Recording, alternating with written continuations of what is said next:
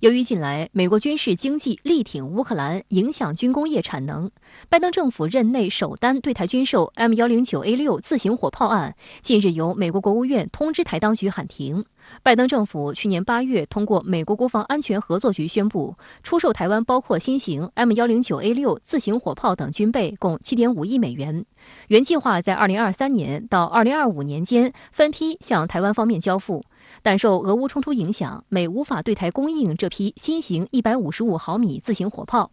台湾原有意将全案押后至2028年，但美方要求现在就要停止，因此全案拟撤案。报道还称，美方先前也借不提供要价书的方式，要求台湾停止12架海军 MH-60R 反潜直升机的神鹰3号采购案。美方他们希望，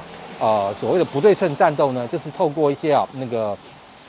相对来说比较精巧，然后呢，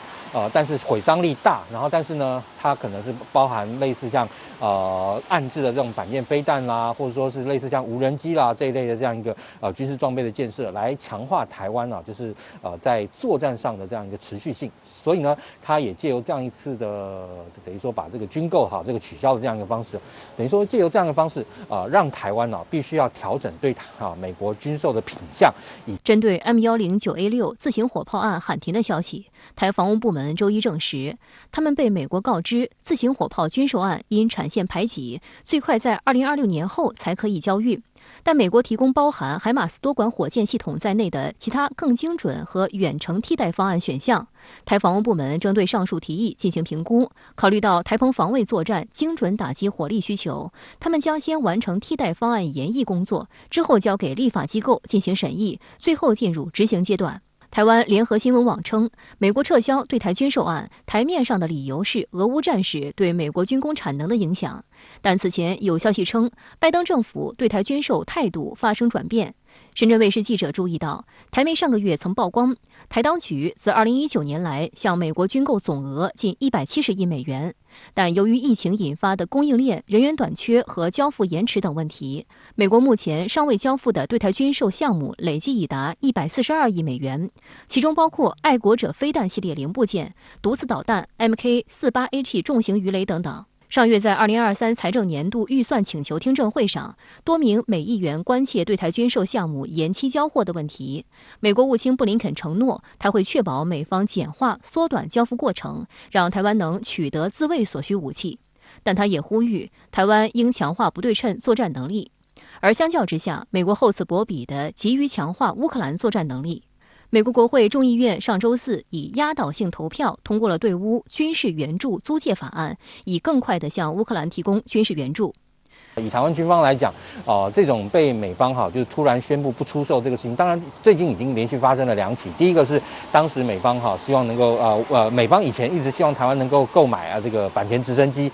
那台湾真的既然买了，最近美国突然又做一个大调整，不卖了。台湾的方面来讲，他可能也必须要检视现在这些手中的这些资源，然后再把这些资源呢重新做分配，或是重新做重新的这样一个兵力整建的规划。那现在这个东西不卖了没有办法提供给台湾了。那这时候就要从兵力整建计划中先去调整，然后再重新提出不管是对外采购，或是对内这个从台湾的这个现有的内部能够提供的这样的一个伤员去寻求替代方案。实际上，图谋以武拒统的民进党当局，一方面求购武器未果，但在自制武器方面也状况频频。台湾地区所谓军备局近期在媒体上宣扬，特战部队测试自制7.62毫米半自动 T93轻型狙击枪性能优异，结果惨遭打脸。台湾联合新闻网周日的报道披露，根据台军向立法机构提出的最新报告，这些自造狙击枪根本通不过性能测试，导致各军种都未获装备。好，相关话题马上来连线特约评论员刘和平。刘先生你好。对于美方突然决定撤销拜登上台后宣布的首单对台军售案，也就是不再出售40辆自行火炮一事，您作何解读？我注意到，对于这件事情，双方对外给出的理由有2个：一是因为俄乌冲突爆发后，美国军工企业需要开足全部的马力，以生产支援乌克兰的武器，所以在近几年内根本就没有产能来为台湾生产 M109A6 自走炮。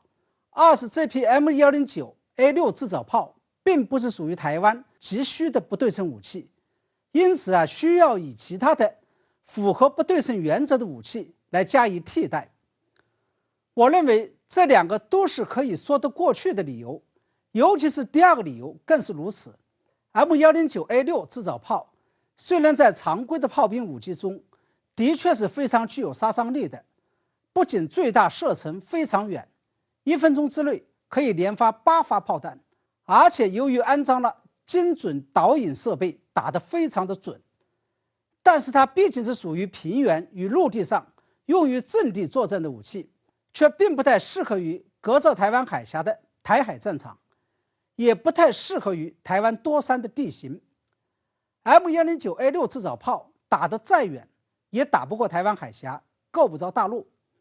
所以对于拜登政府的这个行为，我们还是要有清醒的认识，不能盲目乐观，简单的认为它意味着美方已经暂停，甚至是停止了对台军售计划。而在我看来，在俄乌冲突发生之后，美国对台军售不仅不会暂缓，还将会变得变本加厉。因为在这场俄乌冲突中，乌克兰仅仅是利用美欧提供的不对称单兵作战武器，就成功的抵制住了世界上第2大军事强国俄罗斯的钢铁洪流攻击的现象，让美方的自信心爆棚到了极点，甚至是产生了武器决定战争结果论。在这种情况下，他们必定会如法炮制，向台湾提供适合于台军的不对称武器。美国军方甚至盲目乐观地认为，只要向台湾提供了足够多的不对称武器，未来即使美军不直接介入战争，光凭台湾人自己就可以解决问题。另外值得注意的是，蔡英文当局为了挽救这单 M109A6 制造炮军售案，曾经向拜登政府提出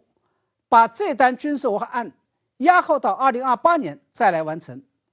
但是拜登政府还是以乌克兰急需美国生产的大量武器为由，直接拒绝了蔡英文当局的要求。从中我们可以解读出的信息就是，拜登政府不仅下定了无限度向乌克兰提供军备的决心，而且做好了俄乌冲突有可能会长期化的准备。而美方向乌克兰提供的武器，都是用美国纳税人的钱买单，然后免费赠送给乌克兰的。这种现象也就提醒我们，虽然眼下的美国对台军售是要台湾方面付费的，而且是有所克制的，过分先进且属于进攻性的武器还不打算出售给台湾。但是一旦战争爆发，美国就有可能会突破所有制定的底线，不仅会免费向台湾提供武器，而且台湾需要的所有武器都有可能会给，这是值得我们高度警惕的。